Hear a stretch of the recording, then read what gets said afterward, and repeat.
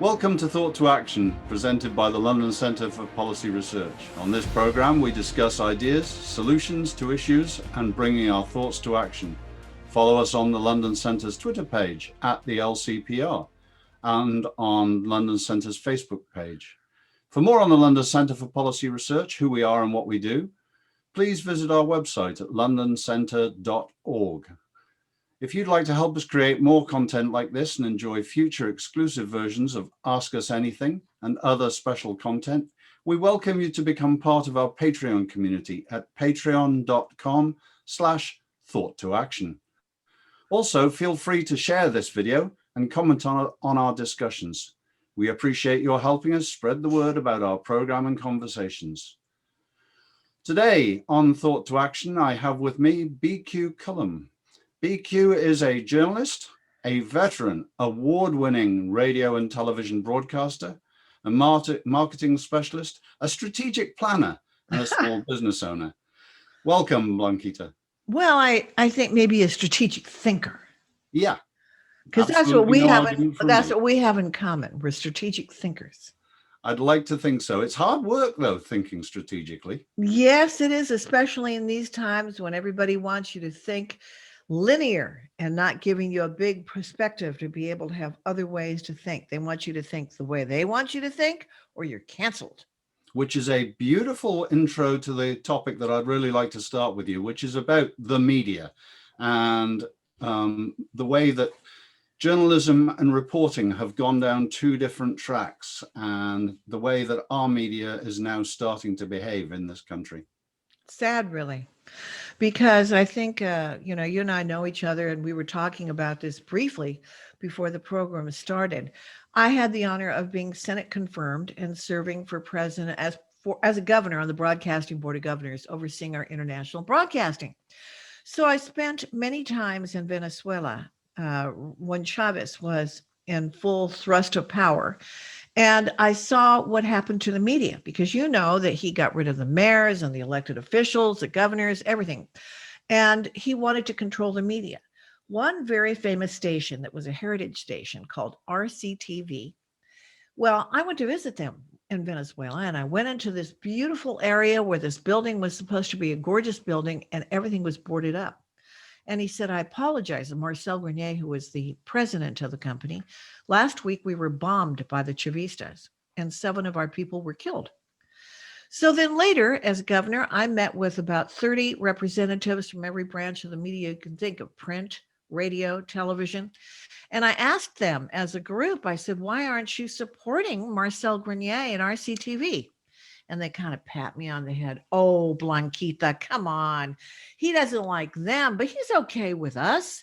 You know, he's going to take care. Well, then in the later excursions that I took to Venezuela, Chavez created a media police and things that they could do and say. And I was actually followed by that media police.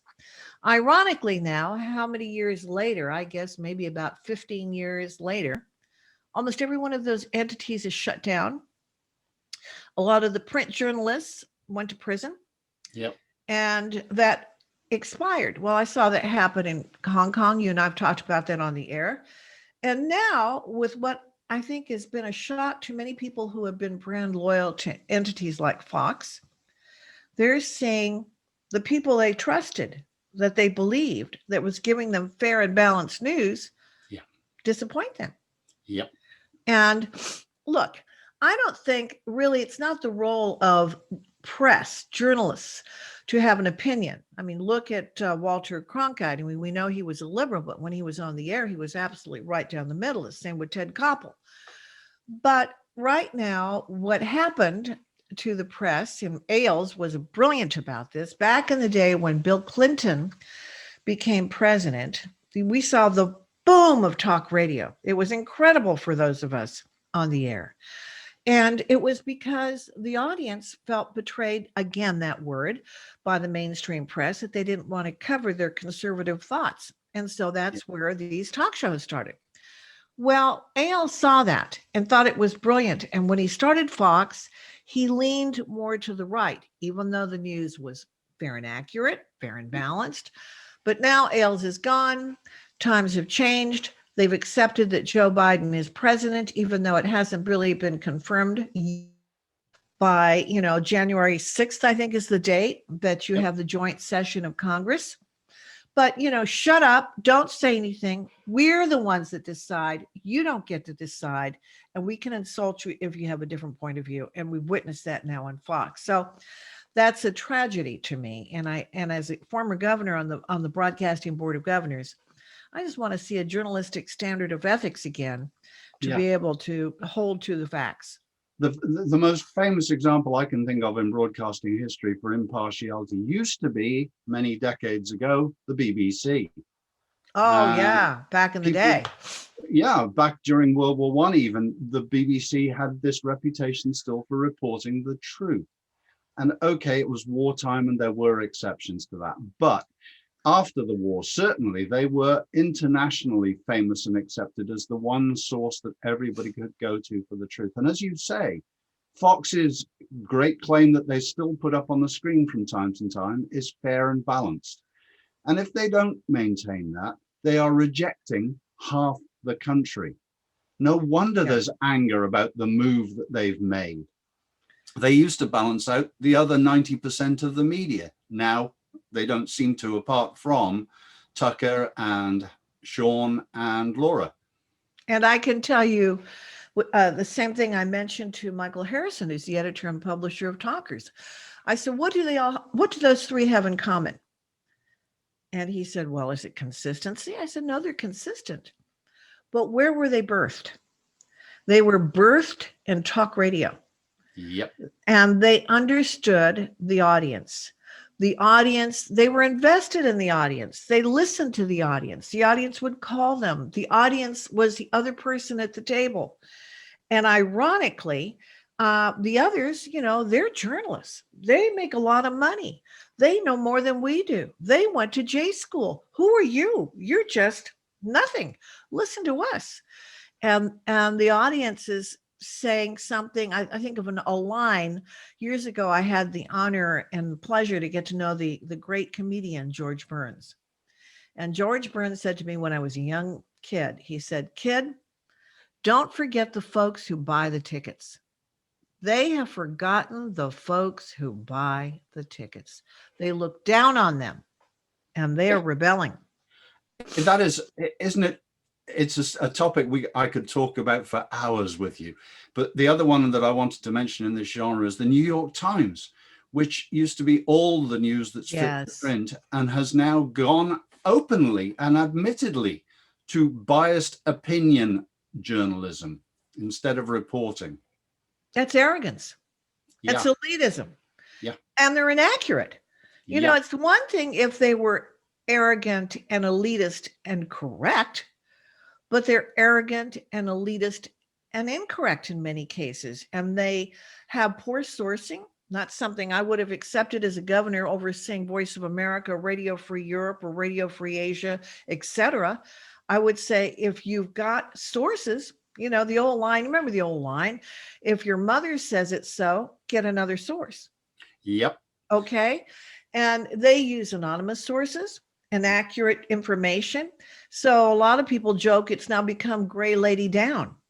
Yeah, that is very true. Let me just say as well that I live with a genuine reporter. And one of the things that has gone from journalism is the old thing of verify anything you're told from a second source. And if you can't verify it either by documents or at least two sources, then you don't print it. That's exactly right.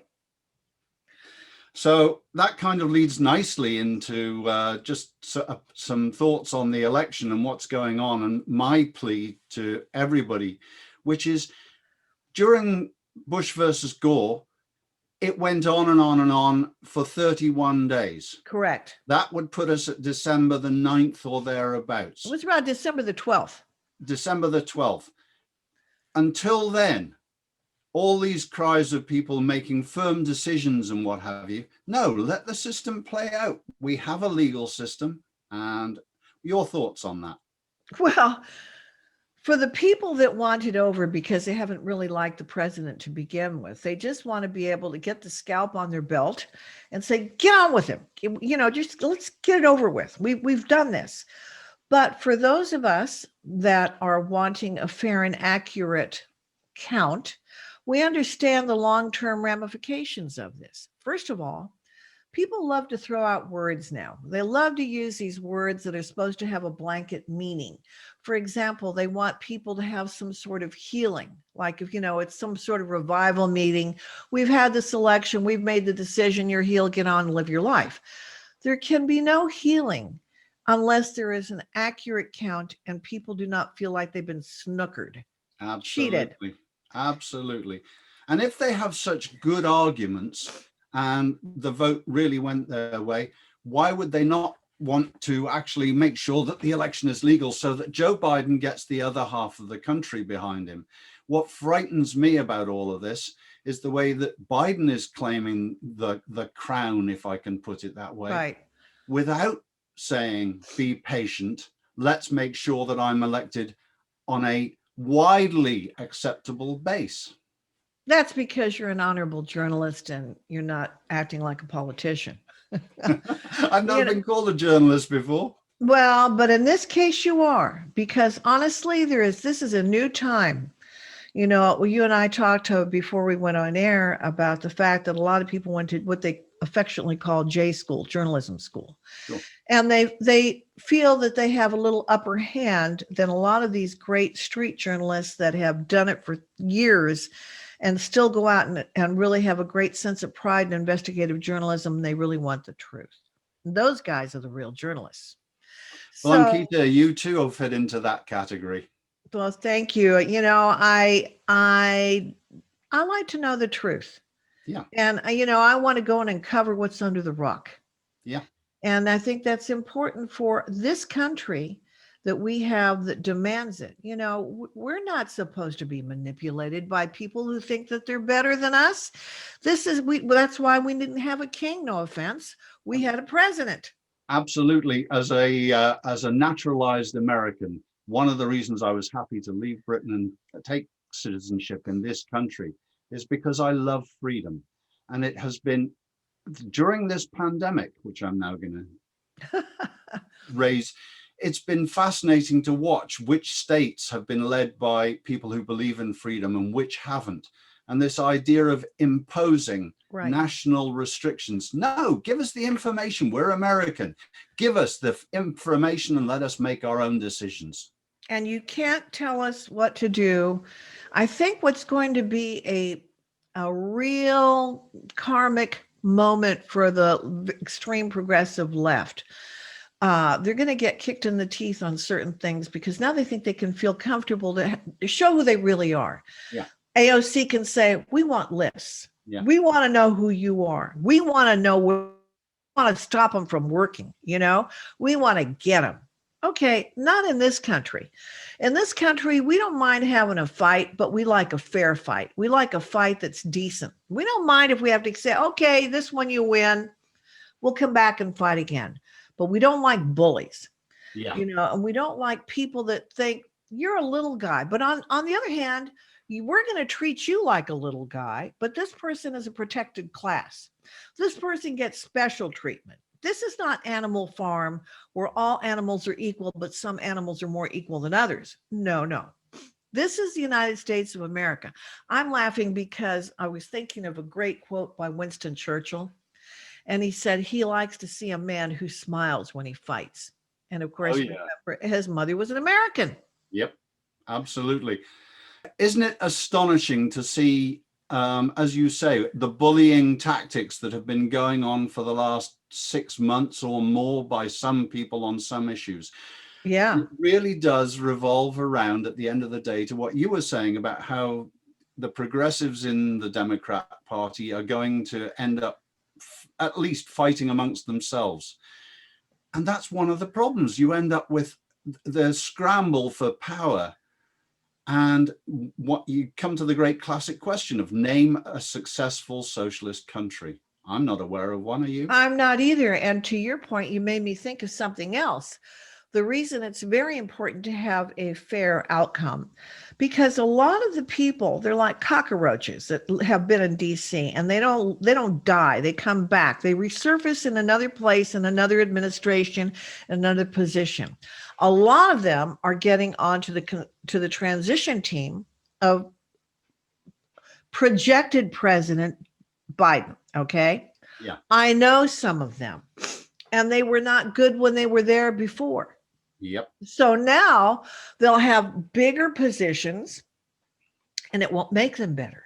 Yep. It will make them in a bigger position, but again, corrupt and worse.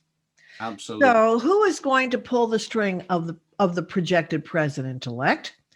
Who is going to keep him moving?